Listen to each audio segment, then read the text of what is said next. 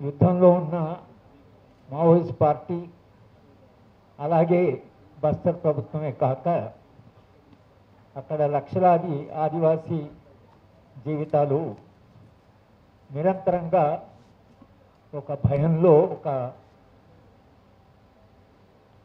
అంటే రోజు ఎలా గడుస్తుంది అనేటువంటి ఒక భయానక వాతావరణంలో వాళ్ళు జీవిస్తున్నారు.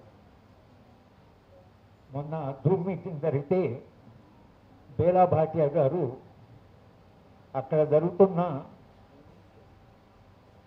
ఆ భయానక వాతావరణాన్ని ఆమె చెబుతూ ఎప్పుడు బ్రేక్ డౌన్ అవుతుందా, ఎప్పుడు కళ్ళ నీళ్ళు పెట్టుకుంటుందా, ఎందుకంటే అక్కడ ఆమె జీవిస్తున్నారు.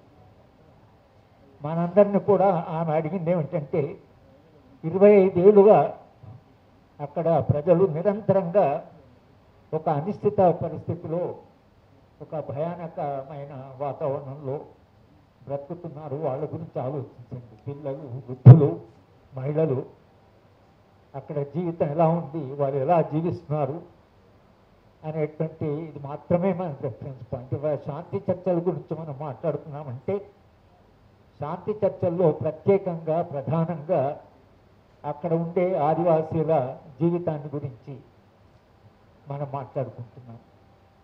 శాంతి కావాలి అని అంటే అదేమి అంటే శాంతి అంటే అది ఒక మరణప్రాయమైన శాంతి కాదు. శాంతి అంటే ఒక సజీవమైన శాంతి. మనం అడుగుతున్నది ఏమిటంటే శాంతి చర్చలంటే ఈ లా అండ్ ఆర్డర్ మిషనరీగా శాంతి భద్రత సమస్యగా కాకుండా ఎంతకాలం మిలిటరీ బలగాల్ని, పోలీస్ బలగాల్ని ఉపయోగించడం కాకుండా అక్కడ ఎన్నికైనటువంటి ఒక ప్రభుత్వం ఉంది, ఒక ముఖ్యమంత్రి ఉన్నాడు, ఎమ్మెల్యేలు ఉన్నారు, వీళ్ళంతా ఎన్నుకున్నబడ్డ వాళ్ళు, ఒక రాజకీయ ప్రక్రియ ఉంది.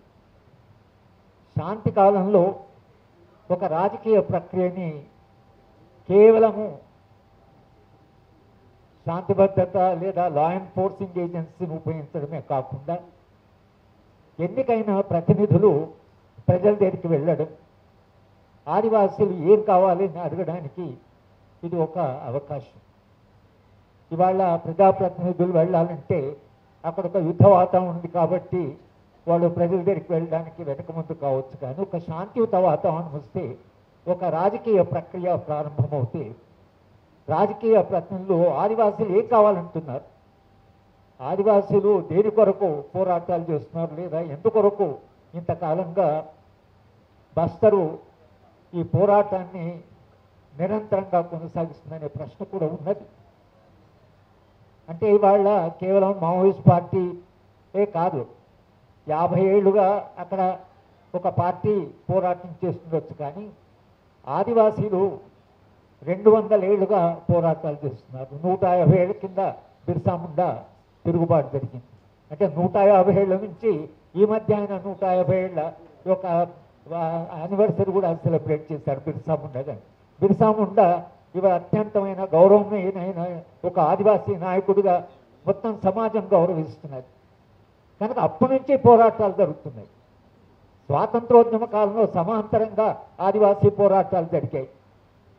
ఆదివాసీలు ఆత్మగౌరవం, వాళ్ళ అడవి, వాళ్ళ జీవన విధానము, వాళ్ళ విలువలు, వాటి కొరకు వాళ్ళు నిరంతరంగా వాటికి నిలబడ్డారు. వాటి కొరకు మన కొమరం భీమే కావచ్చు, అల్లూరి సీతారామరాజు, బిర్సా ముండానే కావచ్చు. ప్రభుత్వాలని మనం అడుగుతుందంటే ఇంతకాలంగా ఈ పోరాటాలు ఎందుకు జరుగుతున్నాయి అనేది ఒకటి. ఈ పోరాటాల ఫలితంగా అంటే స్వాతంత్రోద్యమ కాలంలో సమాంతరంగా జరిగిన పోరాటాల ఫలితంగా ఆదివాసీలు తమకు అంటూ సాధించుకున్న హక్కుల్లో భారత రాజ్యాంగంలోని షెడ్యూల్ 5, షెడ్యూల్ 6, షెడ్యూల్ 5లో భారత రాజ్యం ఇవాళ ప్రియాంబుల్ను మనందరం చదివాం. ఆ భారత రాజ్యాంగంలో మన ఆదివాసులకు చేసినటువంటి వాగ్దానం ఏమిటి?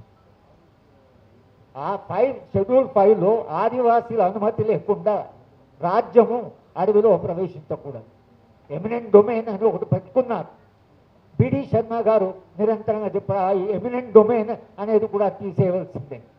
ఎమినెంట్ డొమైన్ అంటే ప్రజల అవసరాలకి ఒకవేళ ఖనిజాలు అవసరమైతే ప్రజా ప్రయోజనం కొరకు ప్రభుత్వం అక్కడికి ఆదివాసి ఒకవేళ వనరులు తీసుకుంటే ఆదివాసీల యొక్క అనుమతితో పోవచ్చు అనేటువంటి షెడ్యూల్ 5 యొక్క దాని స్ఫూర్తి. పోనీ ఆ షెడ్యూల్ 5 వచ్చిన తర్వాత కూడా, షెడ్యూల్ 6 వచ్చిన తర్వాత కూడా వాటిని గౌరవించకపోవడం వలన ఆదివాసీలు మళ్ళీ తిరగబడితే దానికి అనుగుణంగా ఎస్సీ ఎస్టీ అట్రాసిటీస్ యాక్ట్ వచ్చింది, తర్వాత 170 వచ్చింది, తర్వాత ఫారెస్ట్ రైట్స్ యాక్ట్ వచ్చింది. ఎన్నో కొత్త హక్కులు, కొత్త చట్టాలు వచ్చాయి ఆదివాసీ హక్కుల యొక్క రక్షణ కొరకని. ఇన్ని చట్టాలు ఉన్నా కూడా ఇవాళ ఆదివాసీలు ఒక పోరాట దాంట్లోనే ఉన్నారు, కానీ తాము శాంతియుతంగా అక్కడ జీవించే పరిస్థితి లేదు. కనుక మనం ఇవాళ ఇక్కడ కూర్చొని అక్కడే శాంతిని సాధించడం ఎట్లా, ఆదివాసులు శాంతియుతంగా జీవించడం ఎట్లా, ఆత్మగౌరవంతో జీవించడం ఎట్లా, అడవిలో వాళ్ళకు ఉండే హక్కులు ఏమిటి, వాళ్ళు ఒకవేళ ఈ అభివృద్ధి నమనం కాదు ఎందుకు కాదంటున్నారు. దీని కొరకనే ప్లానింగ్ కమిషన్ వాళ్ళు ఒక సబ్ కమిటీ కూడా వేశారు. దాంట్లో శంకరన్ గారు, బిడి శర్మ, తర్వాత బాలగోపాల్ గారు, వీళ్ళందరూ కూడా దాంట్లో సభ్యులే.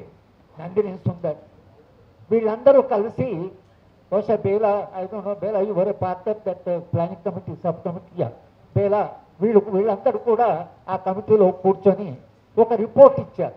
ఏం చేస్తే అక్కడ శాంతి వస్తుంది, అక్కడ సమస్యలు ఏమిటి అనేది వాళ్ళు రాసి ప్లానింగ్ కమిషన్ వేసినటువంటి ఒక సబ్ కమిటీ ఇచ్చిన ఒక రిపోర్ట్ ఉంది.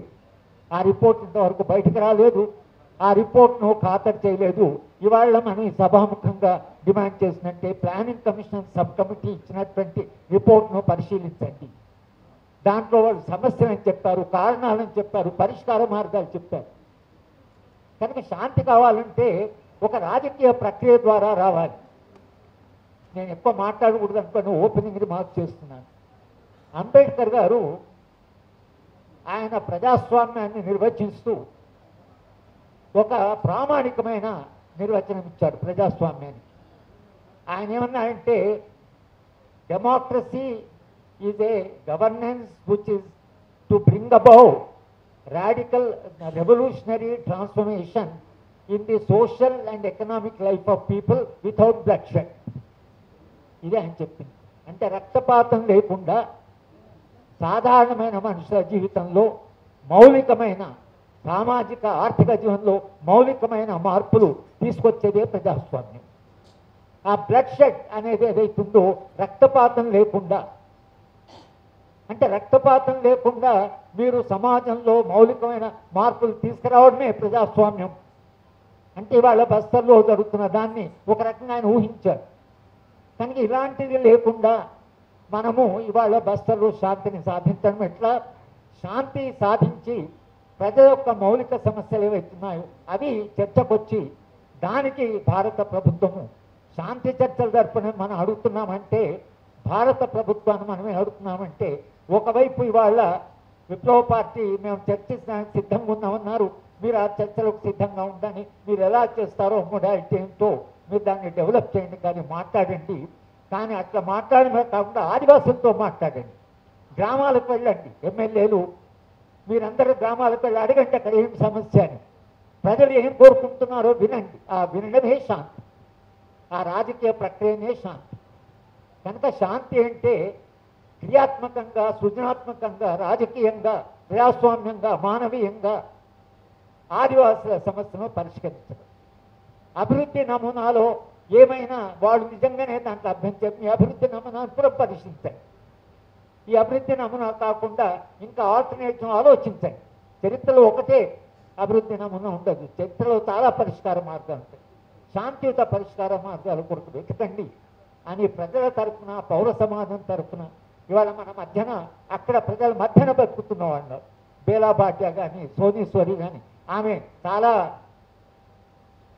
చాలా అంటే ఆమె సోనీశ్వరి గారు రాజ్య హింస గురి అయ్యారు. బేలా భాట్యా 25 ఏళ్ళుగా అక్కడ ఆమె జీవిస్తున్నారు. ఆమె చాలా క్వాలిఫైడ్, చాలా సుఖంగా జీవించే అవకాశం చాలా ఉన్నాయి. ఆమె కావాలనుకుంటే ఎక్కడైనా ఆమెకు ఒక అవకాశం వస్తుంది. ఆమెకుండే క్వాలిఫికేషన్, ఆమె రాసిన పుస్తకాలు చూస్తే ప్రామాణికమైన పుస్తకాలు రాశారు. కానీ వాళ్ళు అక్కడ ఉండి వాళ్ళతో జీవిస్తూ, వాళ్ళ కష్టాలను చూస్తూ, నిరంతరంగా వాళ్ళ తరఫున రాజ్యానికి రిప్రజెంటేషన్ చేస్తూ ఆమె అక్కడ పోరాటం చేస్తున్నారు. వాళ్ళిద్దరిని కూడా మరి వాళ్ళు పిలిచాం. మనం పిలుస్తూనే వాళ్ళు వచ్చారు. అక్కడ జరుగుతున్న వాటి గురించి చెప్తారు. ఇక్కడ కూర్చున్న వాళ్ళందరూ కూడా మనము చేయగలిగింది ఏమిటంటే ఒక విస్తృతమైన ప్రజాభిప్రాయాన్ని, పౌర సమాజాన్ని కాస్త మనం యాక్టివేట్ చేసి విస్తృత ప్రజాభిప్రాయం ఉంటే అది తెలంగాణ అంటే అప్పుడు ఉమ్మడి ఆంధ్రప్రదేశ్లో చేసిన శాంతి చర్చల్లో కోదండరామ్ గారు ఉన్నారు, నేనున్నాను, శంకరం గారు ఉన్నారు, బాలగోపాల్ ఉన్నారు, పొత్తూరు గారు ఉన్నారు, తారకం గారు ఉన్నారు. వీళ్ళందరూ కూడా శాంతి చర్చలో 15 మంది 10 సంవత్సరాలు ప్రయత్నం చేస్తే శాంతి చర్చలు జరిగాయి. నిన్నెవరో ఒక ఆయన ఉత్తరంగా శాంతి చర్చలు అంటే వాళ్ళు బలపడతారు, వాళ్ళ ఆయుధాలు సమకూర్చుకుంటారు. అది ఒకటే కాదు, ఇటువైపు వాళ్ళు మాత్రం కూరుకుంటారా? ప్రజలు ఉన్నారు కదా, శాంతి ఉంటే ప్రజలు బలపడతారు కదా, ప్రజలు తమకి ఏం కావాలో చెప్తారు కదా. అట్ట కాకుండా నన్ను చూడమే ఒకసారి శాంతి వస్తే వాళ్ళు బలపడతారు, ప్రజలు బలపడతారు. శాంతి వస్తే ప్రజలు బలపడతారు, ప్రజలు ఏం కావాలో తెలుస్తుంది, పరిష్కార మార్గాలు వస్తాయి, శాంతి బలపడుతుంది. అట్లెందుకు ఆలోచించకూడదు? ఎక్కడి ఒకే తరఫున ఆలోచించడం. అట్లా కాకుండా సమాజంలో అక్కడ ఆదివాసులు పడుతున్న బాధలు, వాళ్ళ అడవిని నమ్ముకొని అక్కడ జీవిస్తున్నారు కాబట్టి ఆదివాసుల పట్ల మానవీయంగా ఆలోచించి అక్కడ ఒక ప్రజాస్వామిక సంస్కృతి పెరగాలని చర్చల ద్వారా సమస్యల పరిష్కారం అంటే అంబేద్కర్ గారు చెప్పిన రక్తపాతం లేకుండా వాళ్ళ జీవితంలో సామాజిక, వాళ్ళ ఆర్థిక జీవనంలో మౌలికమైన మార్పులు, ఆయన రెవల్యూషనరీ ట్రాన్స్ఫర్మేషన్ అన్నారు. ఒక విప్లవాత్మకమైన మార్పు వాళ్ళ జీవితంలో ఒక రాజకీయ ప్రక్రియ ద్వారా సాధించడమే శాంతి. దాని కొరకనే ఇవాళ వచ్చిన మిత్రులందరినీ కూడా మేము సాదరంగా ఆహ్వానిస్తూ అందరం కూడా కలిసి ఆలోచించి శాంతిని ఎలా తీసుకురాగలం అనేటువంటి ప్రశ్న, ఇది ఇప్పటి ప్రశ్న కాదు, ఇది ఒక చారిత్రక ప్రశ్న. శాంతియుతమైన సమాజం వచ్చేదాకా మనం నిరంతరంగా ఏదో పనిచేస్తుంటుంది. పౌర సమాజం స్పందించడం ఇప్పటి చారిత్రక అవసరంగా భావించే ఈ సభ జరపడం జరుగుతుంది. వచ్చిన వాళ్ళందరూ కూడా భిన్నమైన రాజకీయ పార్టీల నుంచి వచ్చారు, చాలా అనుభవం ఉన్నటువంటి వాళ్ళు వచ్చారు. కోదండరామ్ వచ్చాడు, పెళ్లి నాయక్ గారు వచ్చారు, వినోద్ వచ్చారు. వీళ్ళందరూ కూడా భిన్న రాజకీయ పార్టీకి చెందిన వాళ్ళు.